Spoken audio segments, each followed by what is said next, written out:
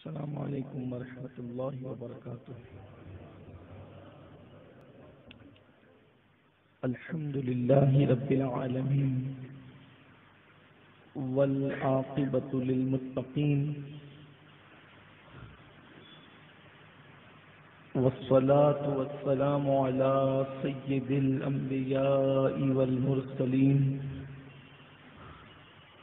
وعلى آلہ واصحابہ الطیبین الطاہرین، اما بعد فاعوذ باللہ من الشیطان الرجیم، بسم اللہ الرحمن الرحیم۔ صبغۃ اللہ ومن احسن من اللہ صبغہ، صدق اللہ العظیم۔ غوث اعظم بمنے بے سرو ساما مددے، قبلہ دین مددے، کعبہ ایمان مددے، انتظار کرم تست من عینی را، اے خدا جو خدا بینو خدا دا مددے۔ بگرداب بلا افتاد کشتی، ضعیفانو شکستہ را تو پشتی، بحق کے خواجہ عثمان ہارون، مدد کن یا معین الدین چشتی، مدد کن یا معین الدین چشتی، مدد کن یا معین الدین چشتی۔ الصلاۃ والسلام علیک یا رسول اللہ، الصلاۃ والسلام علیک یا نبی اللہ، الصلاۃ والسلام علیک یا حبیب اللہ، وعلی آلک واصحابک یا نور اللہ، صلی اللہ تعالی علیہ وسلم۔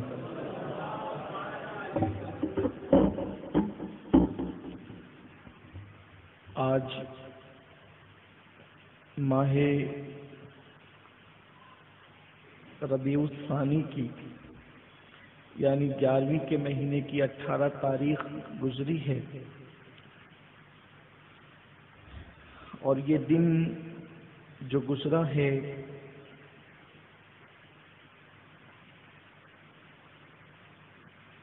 آفتاب سلسلہ چشتیہ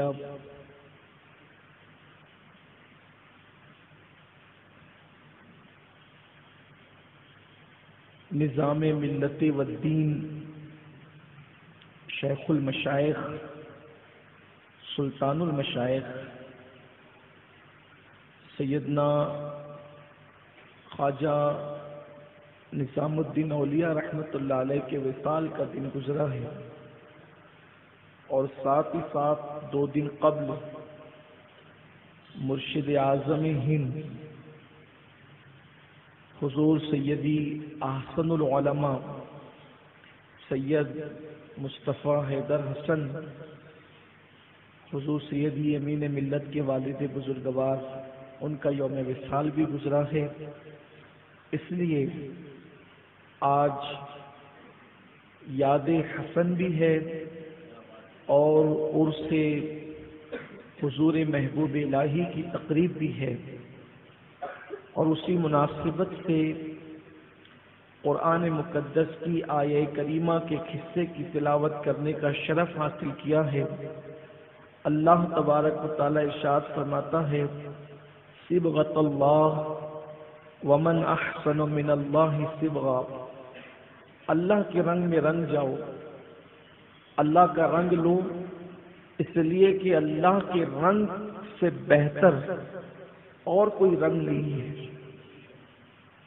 مفسرین اس آیہ کریمہ کی تفسیر میں لکھتے ہیں کہ اللہ کے رنگ سے مراد اللہ تبارک و تعالیٰ کی محبت کا رنگ ہے، کہ اللہ کی محبت کے رنگ میں رنگ جاؤ، اور کائنات ولایت کے اندر جن کو اللہ تبارک و تعالیٰ نے محبوبیت کا مقام عطا فرمایا ہے، ان میں سے 2 ہستیاں بہت مشہور ہوئی ہے جن کو اللہ نے مقام محبوبیت عطا کیا۔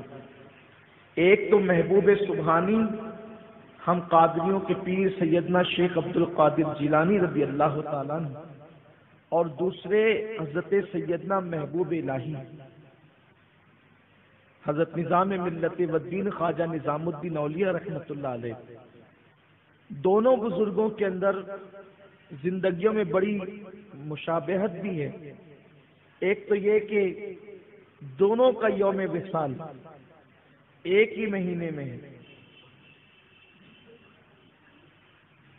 اور پھر اس کے بعد حضرت محبوب الہی رحمۃ اللہ تعالی علیہ نے اپنی زندگی کے اندر جو تجدیدی کارنامہ انجام دیا اور جو دین کو نئی زندگی عطا کی، حیات نو عطا کی، وہ حضور غوث پاک رضی اللہ تعالیٰ کی زندگی میں ہم جو دیکھتے ہیں اس کا آئینہ ہمیں یہاں نظر آتا ہے۔ جو تصرفات، جو کرامات جو ہم حضور غوث پاک کی زندگی میں پڑھتے ہیں، اس کا عکس جمیل حضرت محبوب الہی کی زندگی میں نظر آتا ہے۔ حضرت سیدنا محبوب الہی، ایک تو یہ کہ ولیوں کی کائنات کے اندر، کائنات ولایت کے اندر جیسے مقام قطبیت ہے، مقام غوثیت ہے، تو یہ مقام قطبیت ہے، مقام غوثیت ہے، اس کے اوپر ایک مقام ہے جو مقام محبوبیت ہے، اور یہ مقام محبوبیت بہت تھوڑے لوگوں کو نصیب ہوا ہے، بہت کم لوگوں کو نصیب ہوا ہے، اس لیے کہ اکثر لوگوں کی زندگی نے وہاں پہنچنے میں وفا نہیں کی، وہاں پہنچنے سے پہلے ہی وہ دنیا سے رخصت ہو گئے۔ لیکن یہ حضرات جو چند خوش نصیب ہے، کائنات ولایت میں تو سبھی خوش نصیب ہے، لیکن زیادہ خوش نصیب یہ ہستیاں ہیں جن کی زندگی نے ان کے ساتھ وفا کی، اور اللہ تبارک و تعالیٰ نے ان کو مقام محبوبیت عطا فرمایا، جیسے کہ حضور غوثیت مآب رضی اللہ تعالیٰ 90 یا 91 سال کی عمر پائی، اور اسی طرح حضرت محبوب الہی نے بھی جو ہے وہ 97 یا 94 یا 96 سال کی عمر پائی، چونکہ تاریخ ولادت میں کافی اختلاف ہے اس کے اعتبار سے، مگر ان کی عمر بھی 90 سے اوپر ہے حضرت محبوب الہی کی۔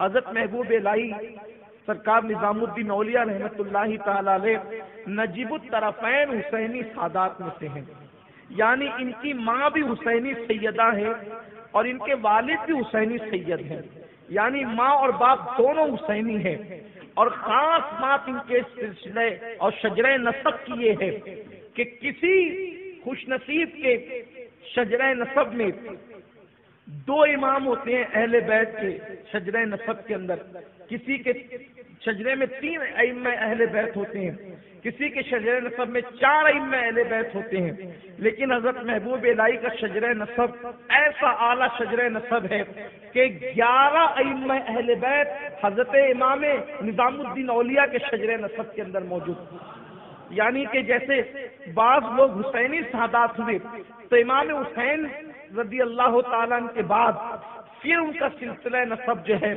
پھر حضرت امام زین العابدین کے بعد کسی اور طرف چلا جاتا ہے، یعنی ائمہ اہل بیت جو یہ 11 امام ہیں ان کے نام نہیں آتے، پھر کہ کوئی امام باقر کی اولاد میں سے تو پھر کوئی اور شاخ نکل جاتی ہے، کوئی امام جعفر صادق کی اولاد میں سے تو پھر کوئی الگ شاخ نکل جاتی ہے، لیکن حضرت محبوب الہی کا شجرہ نسب جو ہے امام علی، امام حسین، امام زین العابدین، امام محمد باقر، امام جعفر صادق، امام موسیٰ کاظم، امام علی رضا، امام تقی، امام نقی، امام حسن عسکری، یعنی یہ سارے ائمہ اہل بیت حضرت محبوب الہی کے شجرہ نسب میں شامل ہیں۔ یہ بخاری سادات میں سے ہے حضرت نظام الدین اولیاء رحمۃ اللہ تعالی علیہ، اور جب آپ کے دادا اور آپ کے نانا جو ہے وہ بخارا سے ہجرت کر کے لاہور تشریف لائے، اور لاہور کے بعد پھر یہ حضرات بدایوں شریف جسے مدینۃ الاولیاء کہتے ہیں، ہندوستان میں اتر پردیش میں ایک بہت مبارک شہر ہے جس کو بدایوں کہتے ہیں، اور وہ مدینۃ الاولیاء کہلاتا ہے، اولیاء کا شہر کہلاتا ہے، اولیاء کی بستی، وہاں پر لاہور سے پھر یہ حضرات تشریف لائے، اور آپ کے والد بزرگوار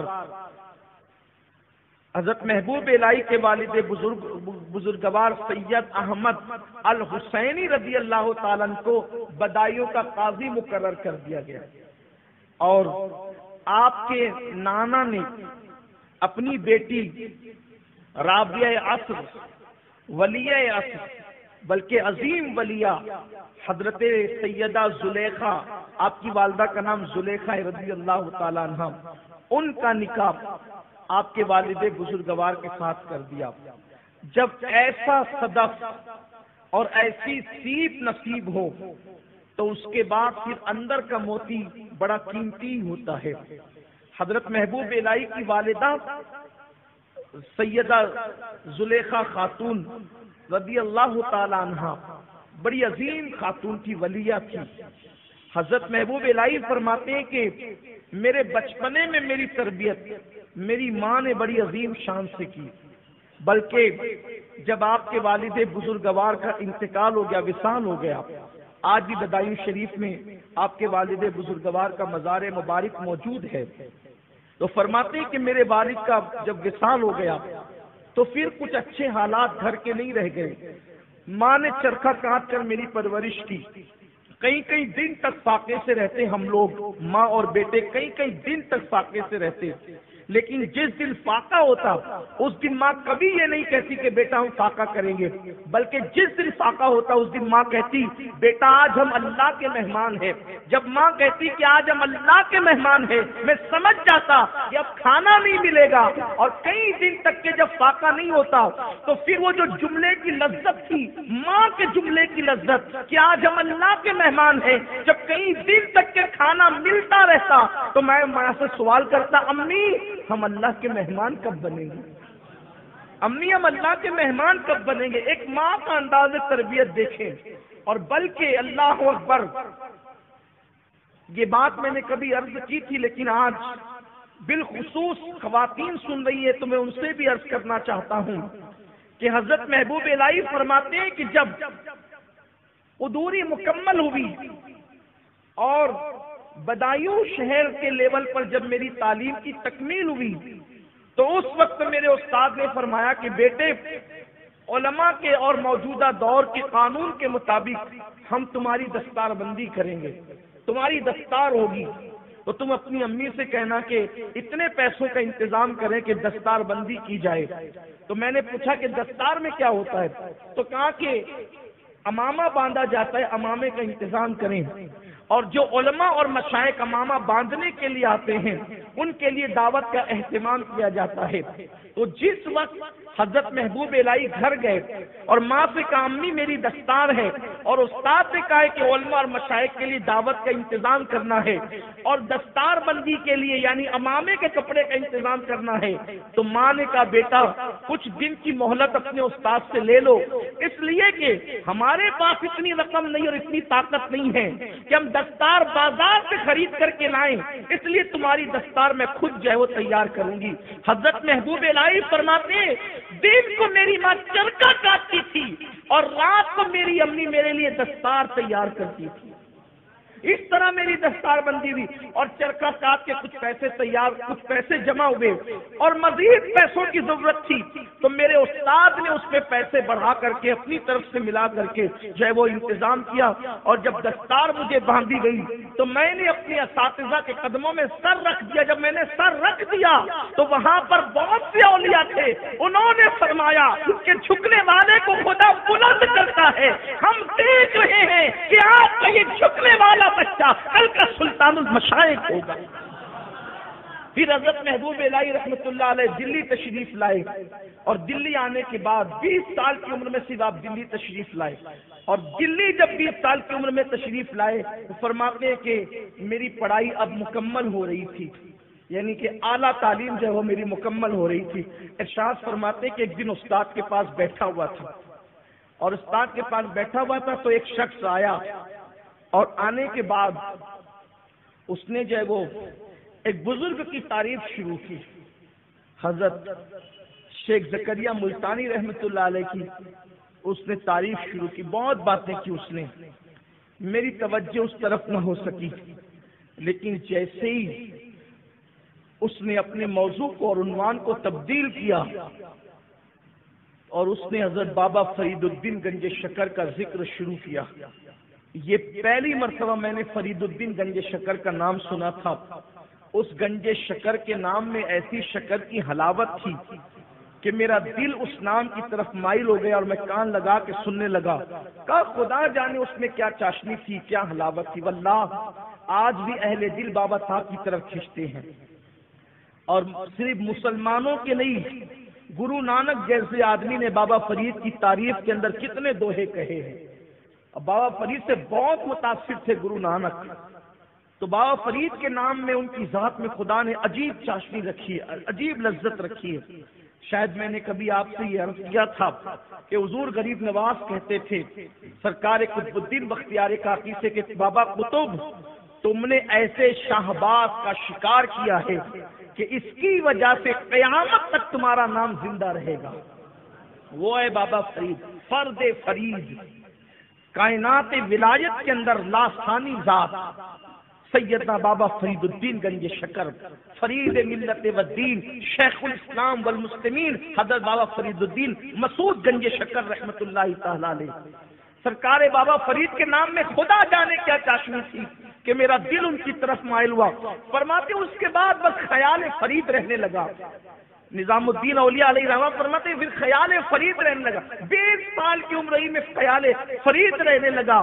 بلکہ مجھے اتنا خیال تھا بابا فرید کا کہ ہر نماز کے بعد میں یا فرید مولانا فرید پڑھتا رہتا، اور سونے سے پہلے بھی یہ میں وظیفہ پڑھتا، نام پڑھتا.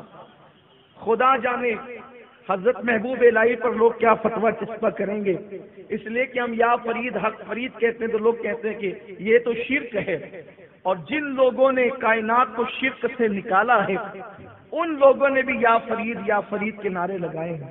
بہرحال اس طبقے کی طرف تو توجہ ہونی بھی نہیں چاہیے، اس لیے کہ جب یاروں کا ذکر ہو تو پھر اغیار کا تذکرہ کیسا. جب یار آ جائے تو پھر محفل میں اغیار کی ضرورت نہیں رہتی. تو بہرحال بابا فرید کا ذکر وہ فرماتے نماز کے بعد پڑھتے. پتہ چلا کہ پیر کے نام میں کیا برکت ہے، اور بابا فرید جیسا پیر.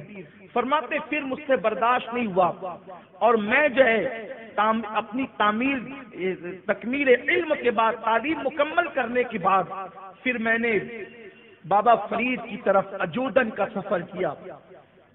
اجودن کی سرزمین کی طرف میں نے سفر کیا بابا فرید سے ملنے کے لیے.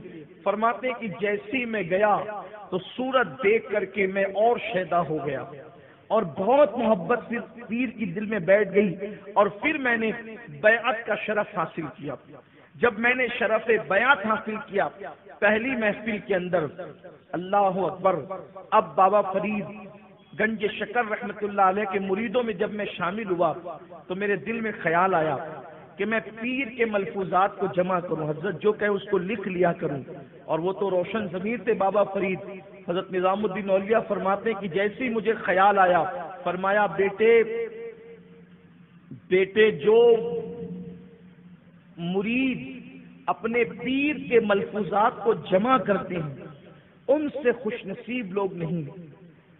جو لوگ اپنے پیر کے ملفوظات کو جمع کرتے ہیں ان سے خوش نصیب لوگ کوئی نہیں. اور فرمایا محمد احمد تیری شان یہ ہے کہ کوئی لمحہ ایسا نہیں گزرتا، کوئی لمحہ دن میں رات میں کوئی لمحہ ایسا نہیں گزرتا جس لمحے میں اللہ میرے دل میں یہ بات نہ ڈالتا ہو کہ نظام الدین جو ہے وہ اللہ کا زندہ ولی ہے. میرے دل میں یہ بات ڈالی جاتی ہے ہر لمحہ تیرے متعلق کہ تو اللہ کا زندہ ولی ہے، اور یہ وہ ہے کہ جس کے دل میں اللہ کی محبت رچی بسی ہے. تیرے متعلق میرے دل میں یہ بات آتی ہے. اور پھر فرماتے ہیں حضرت بابا فرید الدین گنج شکر نے پھر مجھے نصیحت فرمائی. فرمایا بیٹا یہاں سے جب دلی جانا تو دلی کے اندر ریاضت اور مجاہدے کی طرف توجہ کرنا، اور بہت ریاضت کرنا، بہت مجاہدے کرنا. اور فرماتے ہیں بابا فرید نے مجھے یہ بھی وصیت فرمائی کہ نظام الدین، حالانکہ اس وقت آپ کو نظام الدین نہیں کہا جاتا تھا، اس وقت آپ کو محمد احمد بدایونی کہا جاتا تھا، لیکن چونکہ ہماری زبانوں پر اب یہی نام ہے اور آپ اور ہم اسی نام سے انہیں پہچانتے ہیں، اس لیے میں پہچان کے لیے جو ہے وہ یہی نام لوں گا. حالانکہ بابا فرید نے انہیں محمد احمد بدایونی کے نام سے مخاطب فرمایا. تو فرمایا نظام الدین روزہ نصف طریقت ہے، یعنی کہ اگر آدھا تصوف، آدھی طریقت اگر تم حاصل کرنا چاہتے ہو تو وہ صرف روزے سے نصیب ہو جاتی ہے، اس لیے کثرت سے روزوں کا اہتمام کرنا۔ اور فرمایا پھر آدھا معاملہ حج اور نماز اور دیگر اوراد و وظائف ہے، یعنی جو روزوں کو لازم پکڑ لے اللہ تبارک و تعالیٰ تصوف اور طریقت میں اس کو آدھا اور نصف حصہ یوں ہی عطا فرما دیتا ہے۔ فرماتے اس کے بعد سے میں نے روزوں کو لازم پکڑا اور میں روزانہ روزہ رکھتا تھا، حتیٰ کہ صرف ایک روٹی سے افطار کرتا اور وہی ایک روٹی جو ہے میری 24 گھنٹے کے لیے کافی ہو جاتی۔ فرمایا جب میں دلی آیا پلٹ کر کے تو پھر کوئی مجھے نہیں پہچانتا تھا اور میں کسی کو نہیں پہچانتا تھا، میں دلی کے اندر جو ہے وہ مصروف رہا، اوراد و وظائف میں، عبادت میں مشغول رہا، استغراق کی، ذکر اذکار کی، اللہ کی محبت کی ایسی کیفیت مجھ پر طاری تھی کہ دل میرا سب کی طرف سے اچاٹ تھا۔ ایک دن میرے دل میں خیال آیا کہ میں دلی چھوڑ کر کہیں اور چلا جاؤں، دلی چھوڑ کر کہیں اور چلا جاؤں، عافیت کی جگہ رہوں۔ تو میں نے اللہ سے دعا کی، مولا میری رہنمائی کر کہ میرا کوئی مقام ہو، کوئی ٹھکانہ اور دلی سے ہٹ کر ہو۔ تو مجھے یہ بتایا گیا کہ گیاس پورا جاؤ، جسے گیاس پور بھی کہا جاتا ہے، گیاس پورا جاؤ، وہیں پر قیام کرو۔ فرماتے اس سے پہلے میں نے گیاس پور کبھی نہیں سنا تھا، گیاس پورا کا نام کبھی نہیں سنا تھا۔ اور فرماتے ایک دن میں اپنے دوست سے ملنے گیا، اس کے گھر پہ پہنچا تو میں نے اس سے پوچھا فلاں کہاں ہے؟ تو کہا کہ وہ گیاس پور گئے ہوئے ہیں۔ تو میں نے اس شخص کے دوسرے دوست کو کہا کہ یہ گیاس پور کدھر ہے مجھے بتاؤ، اور جب میں وہاں گیا تو پھر میں وہیں رہنے لگا۔ آج کل جہاں حضرت محبوب الہی کا مزار ہے، پہلے اس کا نام گیاس پور تھا، گیاس پورا تھا، بعد میں اب یہ بھی دلی میں شامل ہو گیا۔ بلکہ نظام الدین وہاں کیا گئے، ان کے قدم کی برکت سے وہ جو کنارے کا حصہ تھا آج وہ دلی کا قلب بن گیا، دلی کا دل بن گیا ہے، جس علاقے میں محبوب الہی آرام فرما رہے۔ اسی کو کہتے ہیں ولی کی کرامت کہ اگر وہ جنگل میں جاتا ہے تو جنگل کو منگل کر دیتا ہے۔ حضرت محبوب الہی رحمت اللہ تعالیٰ علیہ جو ہے وہ گیاسپور میں رہنے لگے، کئی دن تک تو آپ ایسے ہی رہے۔ اس کے بعد پھر آپ نے خانقاہ بنائی۔ فرماتے ہیں کہ 3 مرتبہ میں اپنے پیر بابا فرید سے ملنے کے لیے گیا اور 7 مرتبہ آپ کے وصال کے بعد آپ کے مزار پر حاضری دینے کے لیے گیا۔ اس طرح کل میں 10 مرتبہ اپنے پیر کی بارگاہ میں دلی سے اجودن کی سرزمین پر حاضر ہوا، یعنی پاک پٹن کی سرزمین پر۔ آج کل جو وہ اجودن جو پاک پٹن جو وہ تقسیم کے بعد پاکستان میں چلا گیا ہے، اس وقت تو وہ اکھنڈ بھارت کی وجہ سے ہندوستان ہی کے اندر تھا۔ بابا فرید فرماتے ہیں کہ مجھے خیال رہتا تھا کہ ہندوستان کی ولایت میں کسے دوں، کیونکہ بزرگان چشت کا حال تھا، ہندوستان کی ولایت غریب نواز کے ہاتھ میں تھی، ہندوستان کی ولایت غریب نواز کے ہاتھ میں تھی۔ غریب نواز نے اپنے وصال سے پہلے ہندوستان کی ولایت بابا قطب کو سونپی، پھر بابا قطب الدین بختیار کاکی نے ہندوستان کی ولایت بابا فرید الدین گنج شکر کو سونپی، پھر بابا فرید الدین گنج شکر کو خیال رہتا تھا اب ولایت ہند کا والی کون ہوگا، کس کو سونپی جائے گی۔ وہ فرماتے میں سوچتا رہتا تھا کہ کس کو سونپوں، پھر مجھے اچانک میرے دل پر اللہ نے یہ بات ڈالی، ابھی رکو فرید، اس لیے کہ نظام الدین رابطے میں ہے، ہندوستان کی ولایت کا حقدار وہی ہے۔ وہ کہا کہ میں تمہیں ہندوستان کی ولایت سونپتا ہوں، ہندوستان کے تم والی رہو گے۔ تو سرکار محبوب الہی نظام الدین اولیاء رحمت اللہ تعالی علیہ کو پھر بابا فرید کے بعد والی ہندوستان قرار دیا گیا، اور اللہ نے پھر وہ مقام اور وہ مرتبے عطا فرمائے حضرت نظام ملت و الدین خواجہ نظام الدین اولیاء کو کہ آپ نے وہ کرامتوں کا صدور، وہ ظہور ہوا۔ آپ کی زندگی میں ادب بہت واضح نظر آتا ہے، آپ کی زندگی میں ادب بہت واضح نظر آتا ہے۔ حضرت بابا فرید الدین گنج شکر کی خانقاہ کا، آپ کی شخصیت کا، آپ کی ذات کا اتنا ادب کرتے تھے حضرت محبوب الہی۔ آج کل تو ادب رہی نہیں ہے۔ نماز کی برکت ان لوگوں کو ملتی ہے جو نماز کا ادب کرے، مسجد کی برکت ان کو ملتی ہے جو مسجد کا ادب کرے، روزے کی برکت اس کو ملتی ہے جو روزے کا ادب کرے، کتاب کی برکت اس کو ملتی ہے جو کتاب کا ادب کرے، پیر کی برکت اس کو ملتی جو پیر کا ادب کرے، نبی پاک کی برکت اس کو ملتی جو نبی کا ادب کرے، خدا کی رحمتوں کا نزول اس پر ہوتا ہے جو خدا کا ادب کرے۔ ادب ہی نہیں ہے، زندگی سے ادب نکل رہا ہے، نہ کتابوں کا ادب، نہ مسجدوں کا ادب، نہ روزے کا ادب، نہ نماز کا ادب، کسی کا کوئی ادب نہیں۔ بے ادب ہو گئے لوگ، اسی لیے جو ہے وہ محروم ہو گئے۔ بے ادب ہمیشہ محروم ہے، کتابیں پڑھتے اس کا کوئی ادب ہی نہیں، نہ کتاب کا ادب، نہ قلم کا ادب۔ ہم نے اپنے بزرگوں کو دیکھا اپنی آنکھوں سے کہ اگر کبھی قلم گر جاتا تھا زمین پر، ہم نے اپنے اساتذہ کو دیکھا، اب وہ اللہ کو پیارے ہو گئے کہ وہ قلم اٹھاتے تھے، کام بعد میں کرتے تھے، پہلے چون کر سر پہ رکھتے تھے۔ قلم گر گیا، کتاب گر جاتی تھی تو یہ ادب تھا، احترام تھا، آج کچھ نہیں رہا۔ حضور علیہ السلام کا ادب پاک یہ تھا، جب حضور کا نام نامی اسم گرامی محمد آتا تھا تو لوگ اپنے سروں کو جھکا کر کے اپنی انگوٹھوں کو چوم لیتے۔ آج یہ مذاق بن گیا ہے، بے ادب پیدا ہو گئے، مذاق، بے ادبی بے ادب ہے۔ جو اپنے ماں باپ کا ادب نہ جانے وہ رسول پاک کا ادب کیا جائے، یہ حال ہو گیا۔ کیا ادب تھے حضرت محبوب الہی نظام الدین اولیاء، جب بھی اپنے دادا پیر حضرت بابا قطب الدین بختیار کاکی کے روزے پہ حاضر ہوتے تھے، کبھی جرت نہیں کی مزار تک جانے کی، کبھی جرت نہیں کی مزار تک جانے کی، دروازے پر کھڑے رہ کر وہیں سے فاتحہ پڑھتے تھے۔ کہا میں اس قابل کہا کہ وہاں تک جاؤں، اتنی دور سے فاتحہ پڑھتے تھے۔ آج وہ پتھر حضرت بابا قطب الدین بختیار کاکی کے جب مزار میں داخل ہونے لگو تو بائیں ہاتھ کی طرف ایک دیوار کے اندر چسپا موجود ہے، اس پتھر کو آج بھی لوگ چومتے ہیں جہاں وہ کھڑے رہ کر کے فاتحہ پڑھتے تھے۔ حضرت محبوب الہی اتنی دور، ایک دن اچانک خیال آیا کہ ہفتے میں 2 مرتبہ آ کر میں دادا پیر کے یہاں فاتحہ پڑھتا ہوں اتنی دور سے، پتہ نہیں ان کو خبر بھی ہوتی ہے کہ نہیں ہوتی، پتہ نہیں ان کو خبر بھی ہوتی ہے کہ نہیں ہوتی ہے۔ اللہ اکبر، بس اتنا سوچنا تھا کہ فوراً ندا آئی، نظام الدین تم کہتے ہو کہ تمہیں خبر بھی ہوتی کہ نہیں ہوتی ہے، تم غیاثپور سے نکلتے نہیں ہو، اس وقت سے ہم تمہاری نگہبانی کرتے ہیں، تم ہماری نگاہ میں ہوتے ہو۔ ایک مرتبہ حضرت بابا فرید الدین گنج شکر رحمت اللہ تعالی علیہ کے بھائی حضرت شیخ نجیب الدین المتوکل، ان کے پوتے شیخ بہرام رحمت اللہ علیہ فرماتے ہیں کہ بابا قطب کے مزار پر فاتحہ پڑھتے پڑھتے حضرت نظام الدین اولیاء پر استغراق کی، تحجر کی، وجد کی کیفیت طاری ہو گئی۔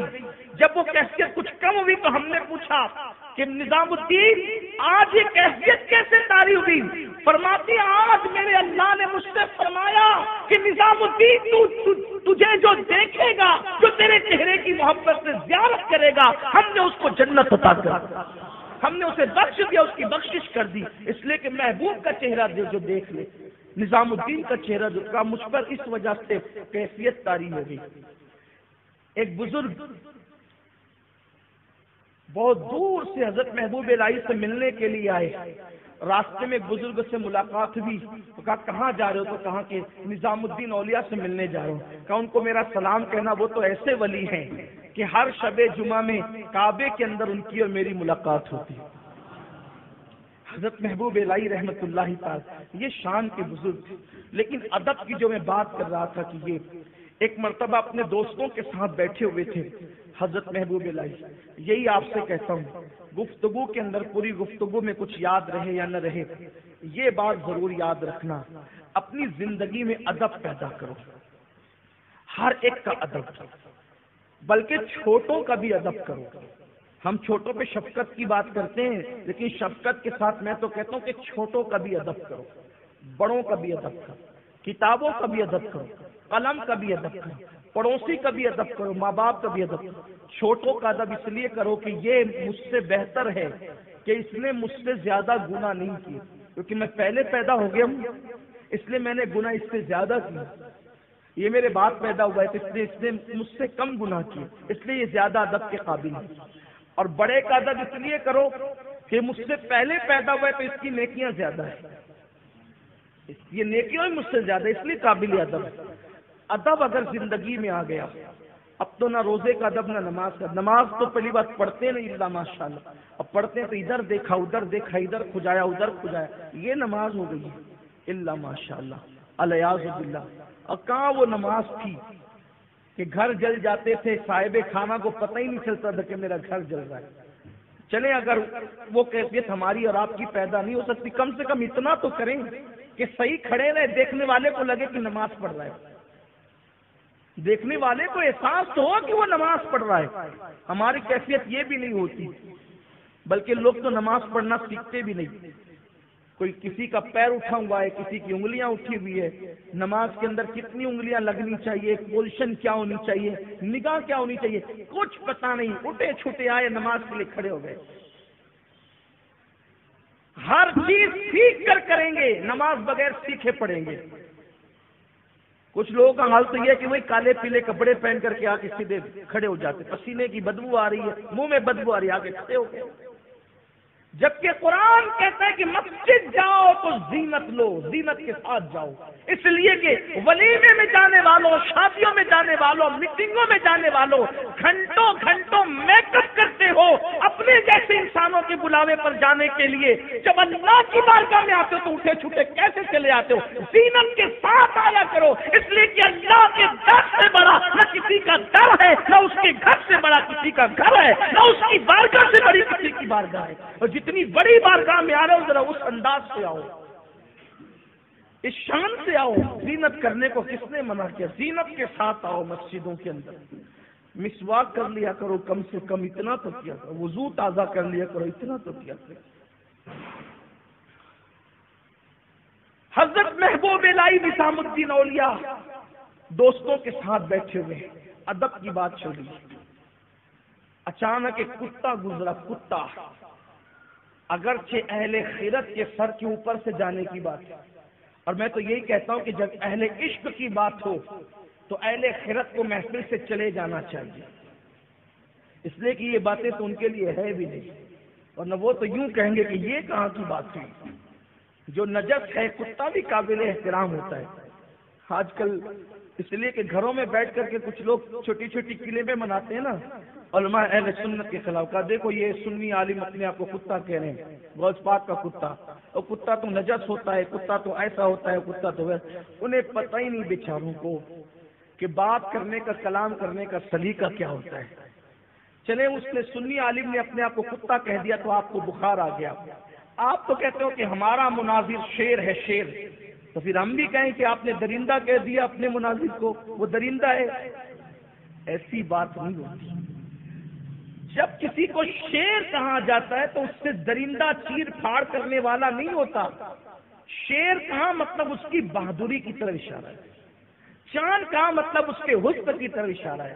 پھول کا مطلب اس کی نزاکت کی طرف، اس کی نکھت کی طرف اشارہ ہے. ایسے ہی کتے میں صفت ہے جس کو صفت وفا کہتے ہیں. تو جب بھی کوئی اپنے آپ کو کسی کا کتا کہتا ہے تو اس سے مراد نجس اور گندگی نہیں بتائی جاتی، بلکہ اس سے مراد صفت وفا بتائی جاتی ہے کہ ہم آپ کی اس طریقے کی وفادار ہیں. جیسے شیر کہہ کے بہادری، ورنہ لوگ دیکھو اشرف المخلوقات ہیں، پھر اس کے بعد اپنے آپ کو جو کتا کہہ دیا تو اشرف المخلوقات ہے، تو کیا شیر بھی اشرف المخلوقات؟ وہ بھی تو اشرف المخلوقات میں شامل نہیں ہے نا.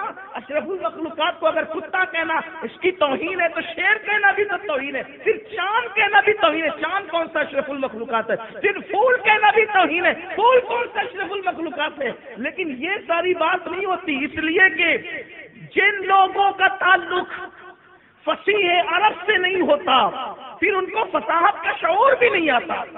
بیچارے گھر میں بیٹھ کر کے رٹی رٹائی گفتگو کرتے، یہ بات کرنے کا لہجہ ہوتا ہے. آپ دیکھیں عرب کی شاعری میں بھی کبھی تلوار کا ذکر ہے، کبھی چاند کا ذکر ہے، کبھی پھولوں کا ذکر ہے، تو یہ بات ہوتی ہے. تو حضرت محبوب الہی دوستوں کے ساتھ بیٹھے ہوئے ہیں اور کتا گزرا، اٹھ کر کھڑے ہو گئے، ادب کے ساتھ اٹھ کر کھڑے ہوئے اور کھڑے ہوئے کتا چلا گیا، پھر بیٹھ گئے. لوگوں نے پوچھا کہ آپ اٹھ کر کھڑے ہوئے. کون؟ بادشاہ جس کو ملنے کی تمنا کرے، ملنا چاہتا ہوں، اور فرماتے کہ آنے کی ضرورت نہیں، میں تو آپ کے پیٹ پیچھے ہی دعا کرتا ہوں. بادشاہ معتقد تھا آپ کا کیونکہ آپ کے دور میں 7 بادشاہ گزرے. اللہ نے اتنی لمبی عمر عطا فرمائی. 20 سال کی عمر میں دلی آئے اور 90 کے بعد وصال ہوا، یعنی 90 سال کے بعد 70 سال دلی میں گزرے آپ کے. ان دنوں میں 7 بادشاہ گزرے. کچھ نیک بھی تھے، کچھ معتقد بھی تھے، کچھ مخالف بھی تھے، سب کو جھیلا. تو معتقد تھا بادشاہ، اور کہا کہ ایک بار ملنے آنا چاہتا ہوں. فرمایا کہ تیرے لیے ایسی دعا کرتا ہوں پیٹھ پیچھے، اور سامنے کی جانے والی دعا سے پیٹھ پیچھے کی جانے والی دعا زیادہ قبول ہوتی ہے، اس لیے تیرے لیے تو میں دعا کرتا ہی ہوں، تو وہی رہے. اس نے کہا نہیں، ایک بار تو آنا ہی ہے، ملنا ہی ہے آپ سے. فرمایا تو پھر میں نے 2 دروازے اسی لیے بنا کر کے رکھے ہیں، ایک دروازے سے آپ آئیں گے تو دوسرے دروازے سے ہم چلے جائیں گے، ملیں گے نہیں. اور جو بادشاہوں کو خاطر میں نہ لائے، بادشاہوں سے نہ ملے، کتے کے لیے اٹھ کر کے کھڑے ہو گئے. لوگوں کو حیرت تھی، کتے کے لیے اٹھ کے کھڑے ہو گئے. کیوں کتے کے لیے اٹھ کے کھڑے ہو گئے؟ فرماتے ہیں اسی رنگ کا کتا میں نے اجودن کی سرزمین پر اپنے پیر و مرشد کی گلی میں دیکھا ہے. یعنی وہ اجودن کا کتا نہیں تھا، پیر کی گلی کا کتا نہیں تھا.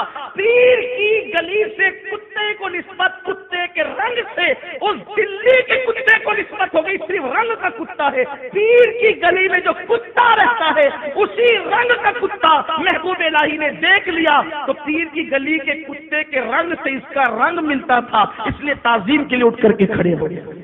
قربان جائیں جو پیر کے گلی کے کتے کا اتنا ادب کرتے ہوں، وہ پیر کی گلی کا کتنا ادب کرتے ہوں گے، اور پھر اپنے پیر کا کتنا ادب کرتے ہوں گے. اور جب پیر کا اتنا ادب ہے تو پھر رسول اللہ کا ادب کتنا ہوگا، حضور کا احترام کتنا ہوگا، یہ بتانا مقصود ہے. پھر جب لوگ ادب کرتے ہیں تو پھر شان بھی ایسی ہی پاتے ہیں، شان بھی ایسی ہی پاتے ہیں کہ پھر اللہ تبارک و تعالیٰ ان کو جو نوازتا ہے، اور جو نوازا محبوب الہی کو رحمت اللہ تعالی، یہ نظام الدین کا جو نظام الدین اولیاء کا جو لقب ہے یہ اللہ نے عطا کیا. فرماتے گلی سے میں جا رہا تھا، مجھے پیچھے سے آواز آئی نظام الدین. میں نے پلٹ کر دیکھا کوئی نہیں، مولانا نظام الدین. پھر میں نے پلٹ کر دیکھا کوئی نظر نہیں آیا، مولانا نظام الدین اولیاء. میں نے پلٹ کر دیکھا کوئی نظر نہیں آیا. پھر میں بڑھتا چلا گیا کون بولتا ہے، پھر ساری دنیا مجھے خود بخود نظام الدین اولیاء بولنے. یعنی یہ القاب کوئی دیتا نہیں، یہ قدرت کی طرف سے من جانب اللہ ملتے ہیں. اور پھر اللہ تعالیٰ نے شان کیا دی، اللہ اکبر. ایک دن حضرت سیدنا امیر خسرو رحمت اللہ تعالی علیہ، حضرت امیر خسرو آئے، بڑے چہیتے مرید تھے خسرو. حضرت محبوب الہی کے پاس بڑا عاشق رسول، عاشق شیخ، پیر کا عاشق حضرت امیر خسرو رحمۃ اللہ. حضرت محبوب الہی کہتے تھے اس ترک کے دل میں جو عشق ہے، عشق، میں اس عشق کا صدقہ مانگتا ہوں. پیر مرید کے عشق کا، وہ جو فرماتے ہیں اسی لیے کہتے تھے اگر قیامت میں اللہ مجھ سے پوچھے گا کہ نظام الدین تو میرے لیے کیا تحفہ لایا ہے، تو کہوں گا کہ میں اس ترک کا سوز و گداز لے کر کے آیا ہوں، اس کا عشق والا دل لے کر. فرماتے اگر شریعت کی پابندی نہ ہوتی تو میں وصیت کر دیتا کہ خسرو پر مجھے ایک ہی قبر میں دفن کیا جائے. بڑی شان والی ہستی حضرت امیر خسرو، طوطی ہند، ملک الشعراء. کئی کتابیں لکھی ہیں، اشعار ہزاروں کی تعداد میں کہے ہیں. جب بھی کوئی تازہ کلام لکھ کر کے لاتے تھے تو حضرت محبوب الہی سے عرض کرتے تھے کہ حضور لکھ کر لائیں. بلکہ امیر خسرو کو رحمت اللہ تعالی علیہ محبوب الہی کی بارگاہ میں وہ خصوصیت اور وہ قربت حاصل تھی کہ جس وقت حضرت محبوب الہی کی بارگاہ میں کوئی جا نہیں سکتا تھا، عشاء کی نماز کے بعد تسبیح حاضر کی جاتی، آپ چارپائی پہ بیٹھ جاتے، تسبیح لے کر تسبیح پڑھتے، کوئی نہیں جا سکتا سوائے امیر خسرو کے. حضرت امیر خسرو جا کے بیٹھ جاتے چارپائی کے نیچے، آپ چارپائی پہ ہوتے، پھر تسبیح شروع کرنے سے پہلے یا تسبیح پڑھتے ہوئے حضرت محبوب صاحب فرماتے خسرو کیا خبر ہے دلی کی، تو پھر حضرت امیر خسرو سب خبر سناتے، آپ سنتے جاتے، سر ہلاتے جاتے اور تسبیح پڑھتے جاتے. جب تک تسبیح ہوتی رہتی ہے سناتے بھی جاتے، اور جب کوئی کلام ہوتا وہ کلام بھی سنا دیتے۔ اب کلام لائے سرکار، تازہ کلام، تو سنا، سننے کے بعد خیال آیا، پیش کیا۔ بہت سے کلام ہیں، ابھی آپ نے چاپ لفظ سنی نا، اسی طریقے سے اور بھی آپ نے بہت خوبصورت خوبصورت کلام حضرت محبوب الہی کی شان میں اور غزل کی حیثیت سے، نعت کی حیثیت سے، بلکہ مورخین نے لکھا ہے کہ اردو زبان کی ایجاد جو ہوئی ہے وہ انہی بزرگوں نے کی ہے، جن میں حضرت امیر خسرو کا نام بھی آتا ہے، حضرت مخدوم اشرف جہانگیر سمنانی کا نام بھی آتا ہے، اسی طرح حضرت سیدی بندہ نواز یسو دراز کا نام بھی آتا ہے۔ تو 3 زبانوں میں آپ نے کلام سب سے پہلے لکھ کر دنگ کر دیا لوگوں کو، حال مسکی مکن تغافل، ترائے نینا بنائے بتیا، کتاب ہجرا ندارہ میں جاں للے ہو کاہے لگائے چھتیا۔ یہ آپ کا کلام ہے۔ اسی طریقے سے عید گاہے ماں غریبہ روئے تو، عید گاہے ماں غریبہ روئے تو، کہتے ہیں کہ میری عید گاہ تو آپ کا آستانہ ہے، میری عیدگاہ تو آپ کا آستانہ ہے۔ اور کہتے ہیں کہ یہ جو عید کا چاند ہے نا، یہ ہزاروں عید کے چاند آپ کی ابروؤں پہ قربان، اس لیے کہ یہ چاند آپ کی ابروؤں سے زیادہ خوبصورت نہیں۔ بڑے کلام لکھے، اور وہ ہندی زبان کا ایک کلچر ہے۔ یہ میں تھوڑا سا اس کو واضح کر دوں، ابھی انہوں نے قاری صاحب نے پڑھا کہ ہری ہری چڑیاں گوری گوری بیاں، بیاں پکڑ ہر نیلی رے مجھ سے نینا ملا کے۔ اصل میں یہ ہندوستانی کلچر ہے صوفیہ کے یہاں کہ شاعر اپنے آپ کو صیغہ مؤنث سے پیش کرتا ہے، صیغہ مؤنث۔ اور کچھ لوگوں کو غلط فہمی ہوتی ہے کہ یہ اپنے آپ کو عورت کیوں بنا رہے تھے، یہ عورت نہیں بنا رہے۔ انسان مرکب ہے 2 چیزوں کا، ایک کو جسم کہتے ہیں، ایک کو روح کہتے ہیں۔ تو جسم مذکر ہے اور روح مؤنث ہے۔ تو چونکہ پیر سے جو مرید کا تعلق ہوتا ہے وہ جسمانی تعلق نہیں ہوتا، وہ روحانی تعلق ہوتا ہے۔ تو ہم کیا کہتے ہیں، روح آیا روح گیا، ایسا نہیں کہتے، کیا بلکہ کیا کہتے ہیں، روح آئی روح گئی، روح نکلی، روح نے یہ کیا ہے نا، یعنی روح کو مؤنث کے صیغے سے۔ تو جب بھی کوئی مرید اپنے آپ کو صیغہ مؤنث سے جب پیش کرتا ہے تو اس سے مراد جسم نہیں ہوتا، بلکہ وہ روح بات کر رہی ہوتی ہے، یہ ہے۔ تو وہاں اپنے آپ کو عورت بنانا نہیں ہوتا ہے معاذ اللہ، بلکہ وہاں تو وہ روح خود ہی مؤنث ہے اور وہ روحانیت کی بات ہوتی ہے۔ اس لیے حضرت محبوب الہی کی بارگاہ میں وہ یوں کہتے نا، چاپ تلک سب چھینی مجھ سے نینا ملا کے۔ اب کہا کہ یہ اسلام میں چاپ تلک کا تصور کہاں ہے، تلک چاپ اس کا تصور کہاں ہے؟ یہ چاپ تلک نہیں ہے، وہ قرآن کہتا ہے سیماہم فی وجوہہم من اثر السجود۔ ہاں، تو وہ جو مرشد کی نگاہیں ہیں نا، تو اس نے نگاہوں سے ایسا جام پلایا کہ وہ جو سارا خمار تھا عبادت کا وہ سب چھین لیا اور حقیقتوں کی طرف مائل کر دیا۔ جس کو جتنا عرفان ملا اس نے اتنی تشریح کی۔ میں سمجھتا ہوں کہ حضور صاحب البرکات مہریروی عشقی فہمی رحمت اللہ تعالی علیہ نے بھی اس کی تشریح بیان فرمائی ہے، اس کی تشریحات کی ہے۔ آپ ان کی کچھ کتاب کی طرف توجہ کر سکتے ہیں، جیسا کہ سب سنابل شریف کی شروعات کے اندر مقدمے میں اس کا تذکرہ موجود ہے، جہاں تک مجھے یاد آتا ہے۔ تو لوگ اصل میں جو چیز سمجھ نہیں پاتے اس لیے وہ اس کا انکار کر دیتے ہیں۔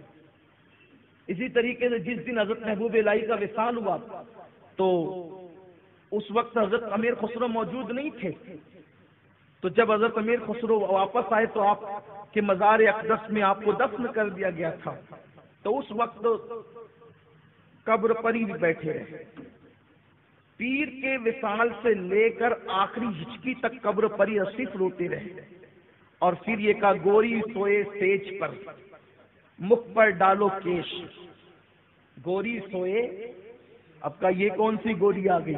پھر وہی بات، یہ روحانیت کی بات ہے، روح کو جو ہے وہ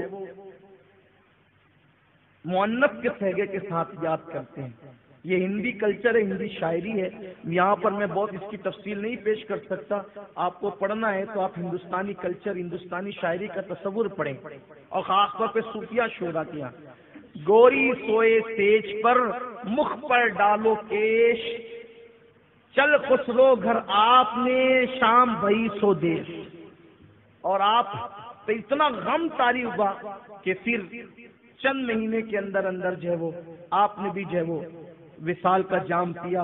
اور حضرت محبوب الہی فرماتے تھے کہ جب کوئی میرے مزار پر آئے تو پہلے میرے خسرو کے یہاں، اور آج تک کہ یہی معمول ہے کہ ہر حاضری دینے والا حضرت پہلے امیر خسرو کے یہاں جاتا ہے پھر آتا ہے۔ تو بات دور نکل گئی، میں عرض یہ کر رہا تھا کہ محبوب الہی کی شان کیا ہے۔ تو حضرت امیر خسرو شعر لکھ کر کے لاتے، سناتے، حضرت محبوب صاحب سنتے، اور سننے کے بعد جو ہے پھر کہتے خسرو بہت اچھا لکھا تم نے، اور لکھتے بھی تھے نا واقعی اچھا۔ آج تک صوفیہ کی محفل اجتماع کے اندر خسرو کا کلام جو ہے وہ ایک عجیب جان پیدا کرتا ہے نا، اور بزرگان چشت کے یہاں سما کی وہ اہمیت ہے، چشت اہل بہشت کے یہاں، کہ ایک دن حضرت محبوب الہی کہنے لگے کہ میرے پیر نے مجھ سے کہا بابا فرید مانگو کیا مانگتے ہو؟ حضرت نظام الدین اولیاء کہتے ہیں میں نے اپنے پیر سے جب سنا کہ پیر کہتے ہیں مانگو کیا مانگتے ہو، تو میں نے پیر سے دنیا بھی مانگی اور آخرت بھی مانگی، دین دنیا سب مانگی، لیکن آج پچھتاتا ہوں ایک چیز نہیں مانگ سکا۔ کہا کیا؟ کہا کہ اگر سما میں موت مانگ لیتا تو کتنا اچھا ہوتا، یعنی کہ وہ دنیا سے سما کی حالت میں جانا چاہتے تھے، جیسے ان کے دادا پیر تشریف لے گئے سما کی حالت میں۔ بابا قطب الدین بختیار کاکی رحمت اللہ علیہ جب مولانا احمد جام کا شعر قوال پڑھتے تھے، کچھ ٹکانے کھنجر تسلیم را ہر زماں از غیب جانے دیگر است، اسی حالت میں آپ دنیا سے تشریف لے۔ تو چشت اہل بہشت کیا، اور انہوں نے سما میں موت مانگی، بلکہ حضرت مخدوم اشرف جہانگیر سمنانی رحمت اللہ علیہ وصال کا وقت آیا تو آپ نے کہا کہ سما شروع کرو، اور ان کا وصال بھی حالت سما میں، حضرت مخدوم صاحب کا وصال۔ کتنے بزرگان دین ہے جو سما میں دنیا سے گئے، لیکن ہاں صرف ایک جملہ کہہ کے آگے بڑھنا چاہتا ہوں، سما وہی سما ہو جو بزرگوں نے کی ہے، اپنی مرضی کا نہ ہو، بس اس کا خیال رہے۔ محبوب الہی نے جس شان سے کی، بابا قطب نے جس شان سے کی، بابا فرید نے جس شان سے کی، خواجہ بندہ نواز کے سدراز نے جس شان سے کی، وہی شان سے ہو۔ بلکہ میرے عزیزوں، محبوب الہی کے خانقاہ کی سما کا حال تو یہ ہے کہ میر عبد الواحد بلگرامی رحمت اللہ تعالی علیہ صاحب سب سنابل لکھتے ہیں، جس کا مفہوم یہ ہے کہ ایک شخص نے کسی سے کہا کہ مجھے جناب خضر کی زیارت کرنی ہے، حضرت خضر کی زیارت کرنی ہے، میں خضر کی زیارت کرنا چاہتا ہوں۔ تو بزرگوں نے فرمایا کہ جب نظام الدین اولیاء کی خانقاہ میں سما ہوا کرے تو جاؤ وہاں پر جو شخص دروازے پر لوگوں کی نالین کی حفاظت کر رہا ہوگا اس کی زیارت کر لو، وہی خضر ہوگا۔ یہ محبوب الہی ہے، حضرت محبوب الہی رحمت اللہ تعالی علیہ کی شان یہ، اور ان کے یہاں کی خانقاہ کی محفل سما کی شان یہ۔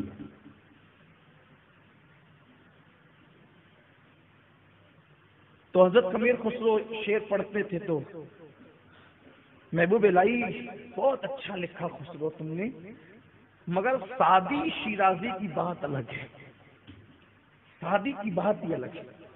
پھر اس سے اچھا لکھ کر لانے کی کوشش کرتے، پھر کہتے کہ سعدی کی بات الگ ہے، پھر اس سے اچھا لکھ کر لاتے، اور لاتے بھی اچھا لکھ کر، کہتے پھر سعدی کی بات الگ ہے۔ تو ایک دن حضرت خسرو نے کہا سرکار میں لکھ کر لاتا ہوں اچھے سے اچھا، اور آپ فرماتے شادی کی بات، یہ شادی کی بات کیا ہے؟ تو اپنی چادر ڈال دی سر پہ، چادر سر پہ ڈالی تو کیا دیکھا کہ حضور کی محفل سجی ہوئی ہے، سرکار کی محفل سجی ہوئی ہے، اور حضور علیہ السلام تخت پر بیٹھے اور اولیاء اللہ بھی موجود ہیں، اور سرکار کہتے سعدی پڑھو، سعدی پڑھو، اور سعدی کہتے بلغ العلا بکمالہ کشفا دجا بجمالہ حسنت جمیع خصالہ صلو علیہ وآلہ اللہم صل علی سیدنا مولانا محمد معظم الجود والکرم والہ الکرم۔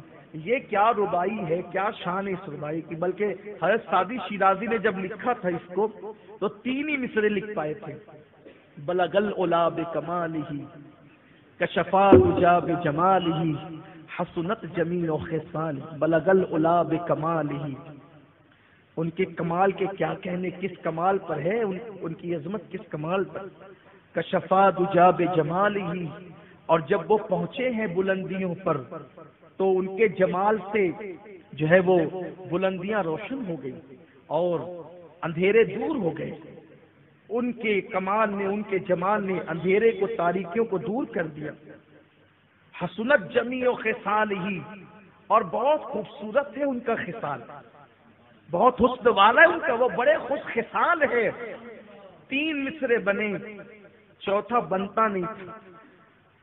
لکھنے والے شاعر کے لیے اس وقت بڑے امتحان کی گھڑی ہوتی ہے جب وہ ایک مصرع لکھ دے اور دوسرا مصرع نہ بنے، یہ بڑی کھاتے کھاتے آدمی گم ہو جاتا ہے کہ کیا لکھوں، نیند اڑ جاتی، کروٹ بدلتا ہے، جب آمد شروع ہوتی ہے تو کروٹ، نیند نہیں آتی۔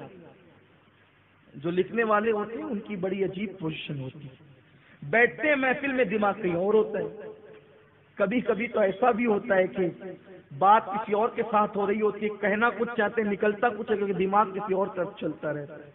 ابھی وہ تخیلات کی پرواز ہو رہی ہوتی ہے، جہاں پرندے نہیں جا سکتے وہاں تخیلات کی پرواز ہوتی ہے۔ کیسے اب بلغ العلا بکمالہ کشفا دجا بجمالہ حسنت جمیع خصالہ، بلغ العلا بکمالہ کشفا دجا بجمالہ حسنت جمیع خصالہ، اب پڑھتے پڑھتے چوتھا آتا ہی نہیں، نیند آ گئی۔ سرکار نے پوچھا سعدی کیا بات ہے؟ کہا سرکار 3 مصرے بنے ہیں، ربائی کے چوتھا بنتا نہیں، کہا 3 کیا ہے؟ بس کیا بلغ العلا بکمالہ کشفا دجا بجمالہ حسنت جمیع خصالہ، سرکار چوتھا آتا نہیں تو حضور نے چوتھا خود دیا، صلو علیہ وآلہ۔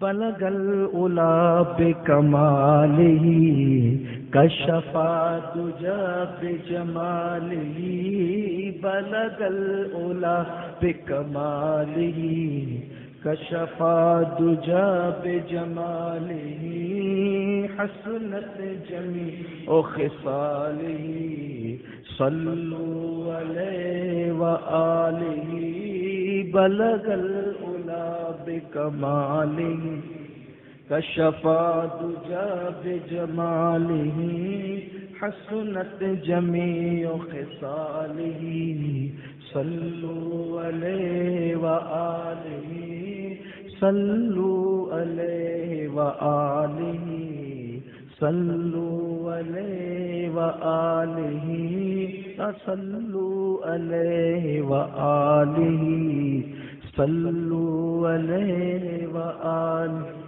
یہ کلام حضور نے کہا پڑھو سعدی، یہ پڑھ رہے ہیں وہ، اور حضور جھوم رہے ہیں۔ اب خسرو کو پتا چلا کہ یہ جو کہتے ہیں نا سعدی کی بات ہی الگ ہے۔ اب یہ سوچنے لگے کہ سعدی کی کہ کلام میں یہ چاشنی کیسے آئی، سعدی کی کہ کلام میں یہ چاشنی کیسے آئی؟ تو حضرت محبوب الہی نے کہا کہ خضر نے ان کے منہ میں اپنا لعاب ڈال دیا، تو یہ لعاب خضر کی برکت ہے کہ یہ چاشنی آ گئی، یہ کلام آ گیا۔ اب یہ بھی اس میں لگ گئے کہ میں بھی خضر سے ملوں، مجھے بھی لعاب خضر ملے اور میرے اندر بھی یہ چاشنی آ جائے تاکہ میرا پیر خوش ہو جائے۔ ایک دن حضرت خضر سے ملاقات ہو گئی تو کہا کہ سعدی کی زبان میں چاشنی کیسے؟ کہا کہ ہم نے اپنا لعاب ڈالا۔ تو تو کہا کہ مجھے بھی دے دو.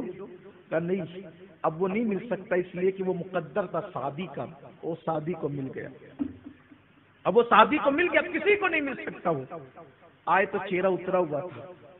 حضرت محبوب الہی نے کہا خسرو کیا بات ہے، چہرہ کیوں اترا ہوا ہے؟ عرض کرتے ہیں حضور کچھ نہیں، کچھ تو ہوا ہے خسرو بتاؤ نا کیا بات.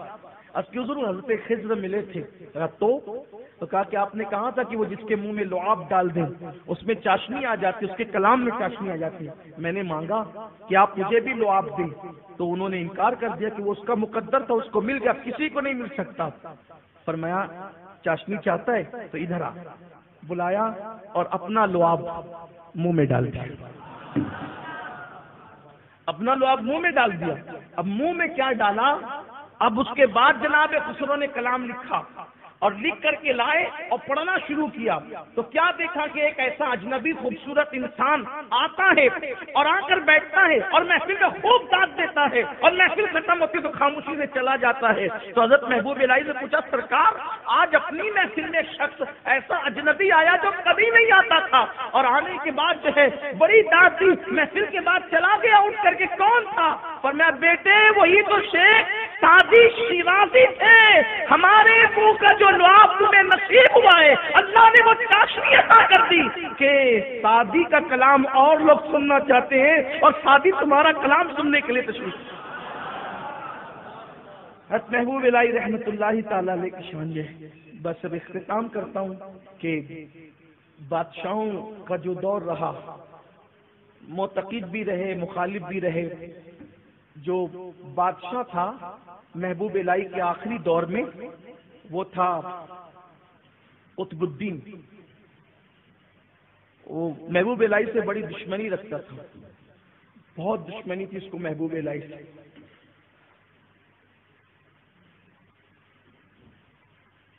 تو محبوب الہی کے خلاف کچھ نہ کچھ وہ کرتے ہی رہتا تھا.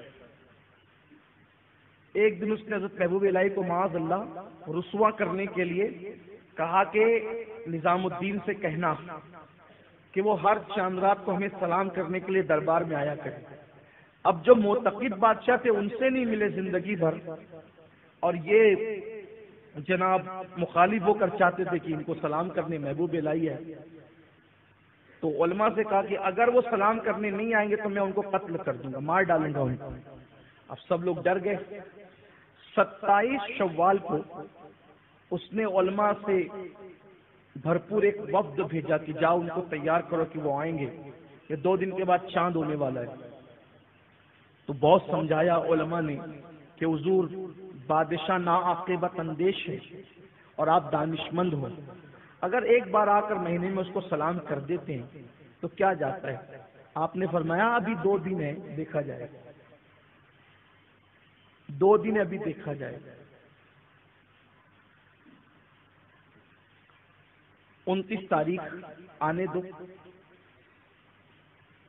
اب 28 آ گئی. 28 آئی تو حضرت امیر خسرو کے بھائی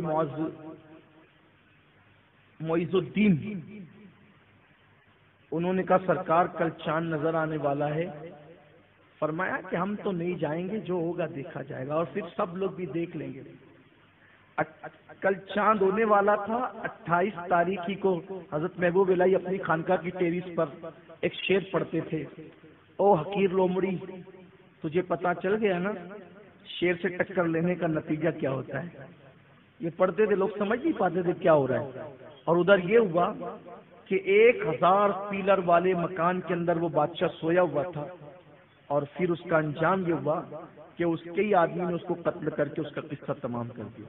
29 تاریخ آنے بھی نہیں پائی اور حضرت محبوب الہی سے جو ہے وہ دشمنی کرنے کے نتیجے میں قتل ہو.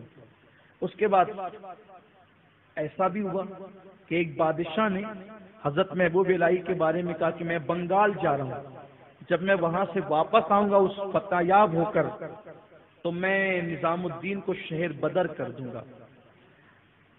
حضرت محبوب الہی نے دعا کی اللہ اس کو فتح عطا کرے. دیکھو یہ صوفیہ کا کردار ہے. وہ کہتا ہے کہ میں شہر بدر کر دوں گا اور آپ کہہ رہے ہیں اللہ اس کو فتح عطا کرے. لوگوں نے کہا آپ اس کے لیے فتح کی دعا کرتے ہیں. کہا شہر بدر کرنے کا معاملہ اور شہر بدر ہونے کا معاملہ میرا اس کا ذاتی معاملہ ہے، لیکن جو جنگ کے لیے وہ جا رہا ہے یہ جنگ اسلام اور کفر کی جنگ ہے، تو اس لیے اس کو جیتنا ضروری ہے، کیونکہ اس کی جیت سارے مسلمانوں کی جیت ہے اور اس کی ہار سارے مسلمانوں کی ہار ہے، باقی کا معاملہ ہمارا ذاتی ہے۔ پھر اللہ نے محبوب الہی کی دعا کی برکت سے اس کو فتح دی، فتح یاب بھی ہو گیا، اور فتح یاب ہونے کے بعد جب آنے لگا تو صرف چند منزل باقی تھی، وہاں اس نے سوچا کہ ہم یہاں فتح کا جشن منائیں گے اور یہیں نظام الدین کو بلائیں گے اور یہیں بلا کر یہیں سے شہر بدر کریں گے۔ جب یہ بات کسی نے آ کر کے کہی سرکار وہاں تو یہ پلان بن رہے، آپ نے فرمایا ہنوز دلی دور است، ولی کی زبان سے نکلا اور آج تک یہ محاورہ بن گیا، ہنوز دلی دور، ابھی تو دلی دور ہے۔ جو کام نہیں ہونے والا ہوتا ہے اس کے بارے میں کہتے ابھی تو دلی دور ہے۔ کیا نکلا آپ کی زبان سے؟ ہنوز دلی دور ہے، ابھی تو دلی دور ہے۔ اور پھر رات میں اس نے جشن منایا کہ صبح بلائیں گے اور بلانے کے بعد پھر شہر بدر کر دیں گے۔ رات کو حالت جشن ہی میں جو مکان بنا تھا اس کی چھت گری اور وہ اپنے چمچوں کے ساتھ ہمیشہ کے لیے جہنم رسید ہو گیا۔ اس طرح حضرت محبوب الہی کو دلی سے پھر کوئی نہ نکال سکا۔ یہ حضرت سیدنا محبوب الہی رحمۃ اللہ علیہ کی زندگی ہے، اور آپ کی مزار مقدس پر حاضر ہونے والوں کے لیے ہمارے بزرگوں نے لکھا ہے کہ جو ان کے مزار پہ جاتا ہے اتنی برکات اور اتنی مرادیں پاتا ہے کہ جس کی کوئی انتہا نہیں۔ آنکھ والے جنہیں اللہ نے آنکھ عطا کی ہے ان کو پتا ہے کہ وہاں جانے پر اللہ تعالیٰ کیسے کیسے انعامات اور اکرام کی بارش فرماتا ہے۔ اس لیے کبھی دلی جانا ہو حضور سیدی محبوب الہی کے آستانے پر ضرور جائیں۔ اللہ تعالیٰ ہم سب کو ان بزرگوں کے فیوز و برکات سے مالا مال فرمائے۔ اور چونکہ آج یاد حسن یعنی حضور سیدی احسن العلماء رحمۃ اللہ تعالی علیہ کا جو وہ ذکر بھی تھا، لیکن حضرت محبوب الہی پر گفتگو اتنی طویل ہو گئی کہ جو وہ اب بات میں ان پر نہیں کر سکوں گا، لیکن صرف ایک بات کہہ دیتا ہوں تاکہ حضور سیدی احسن العلماء کی شان آپ کو پتہ چل جائے یہ کس شان کے بزرگ ہیں۔ حالانکہ 90 کے بعد ہی آپ کا وصال ہوا، بہت دن نہیں ہوئے، ابھی چند برس پہلے آپ نے دنیا سے پردہ فرمایا۔ حضور سیدی احسن العلماء رحمۃ اللہ تعالی علیہ نے، یہ حضور سید العلماء سید عالِ مصطفیٰ رحمۃ اللہ علیہ کے حقیقی بھائی ہیں، اور ماہرہ مطہرہ کے خاندان سے ان کا تعلق ہے، اور یہ زیدی سادات ہے، حضرت امام زید شہید مظلوم کی اولاد میں سے بڑا معتبر خاندان، بڑا عظیم خاندان ہے سادات کا یہ، اور ان کی اصل جو ہے بلگرام شریف ہے، اور ان کے جد اعلیٰ سید محمد دعوت الصغریٰ رحمۃ اللہ علیہ جن کو فاتح بلگرام کہتے ہیں، سغروی سادات بھی ان کو کہا جاتا ہے، اور یہ خواجہ قطب الدین بختیار کاکی کے مرید و خلیفہ ہے سید محمد دعوت الصغریٰ فاتح بلگرام، انہی کی اولاد میں حضور احسن العلماء رحمۃ اللہ علیہ ہوتے ہیں۔ حضور احسن العلماء رحمۃ اللہ تعالی علیہ ایک مرتبہ مفتی شریف الحق امجدی علیہ رحمہ، جنہیں ہم شارح بخاری کہتے ہیں، جنہوں نے نصرت القاری شرح بخاری لکھی ہے، تو وہ ماہرہ شریف گئے، اور ماہرہ شریف جب آپ جائیں گے تو ایک ہی گنبد کے نیچے 7 کتب کے مزار آپ کو ملیں گے۔ یہ خاص بات ہے ماہرہ مطہرہ کی کہ 7 کتب ایک ہی گنبد کے نیچے، اور ایسا گنبد کہ ایک ہی گنبد کے نیچے ایک ساتھ 7 کتب ہو، میری اپنی معلومات کے مطابق ہندوستان میں نہیں، کہیں 1 کتب، کہیں 2 کتب، کہیں 4 کتب، لیکن 7 اقطاب 7 کتب ایک گنبد کے نیچے، یعنی آپ حاضری دیتے ہیں تو ایک ساتھ آپ کی حاضری جو ہے وہ 7 اقطاب کی بارگاہ میں ہوتی ہے، 7 کتب کی بارگاہ میں ہوتی ہے۔ تو مفتی شریف الحق امجدی رحمۃ اللہ تعالی علیہ نے حضور سید العلماء سے کہا کہ حضور میں چاہتا ہوں کہ زیارت کریں، زیارت کے لیے جانا چاہیے۔ تو حضور سید العلماء علیہ رحمہ نے حضور احسن العلماء سے کہا کہ آپ زیارت کرا دیں، جا کر آپ جا کے زیارت کریں۔ تو آستانے کا دروازہ بند تھا، حضور احسن العلماء نے دروازہ کھولا اور دروازہ کھول کر کے فرمایا لو مفتی صاحب زیارت کر، دروازہ کھول کر لو مفتی صاحب زیارت۔ مفتی صاحب تو بے ہوش ہو کے زمین پہ گر پڑے۔ جب ہوش آیا تو کسی نے پوچھا کہ حضور آپ جب حضور احسن العلماء نے کہا تھا کہ لو مفتی صاحب زیارت کر لو تو اس وقت آپ بے ہوش کیسے ہو گئے؟ فرمایا کہ حضور احسن العلماء کی زبان سے جملے نکلنے تھے لو مفتی صاحب زیارت کر لو، تو پھر میں نے مزار نہیں دیکھا، ہر مزار کو میں نے تخت کی شکل میں دیکھا اور اس پر صاحب مزار کو میں نے جلوگر دیکھا، تاب نہ لا سکا، بے ہوش ہو کے زمین پہ آ گیا۔ یہ ہے احسن العلماء رحمۃ اللہ تعالی علیہ۔ اللہ تعالیٰ ان کے فیض و برکات سے ہم سب کو مالا مال فرمائے۔ گفتگو کے درمیان اگر کوئی غلطی ہے تو اللہ معاف فرمائے۔ الہی تاب ود خورشید ماہی چراغ چشتیہ را روشنائی۔ کل صبح انشاءاللہ مرکز سے قافلہ جا رہا ہے اور قافلے والے بھی آئے ہیں۔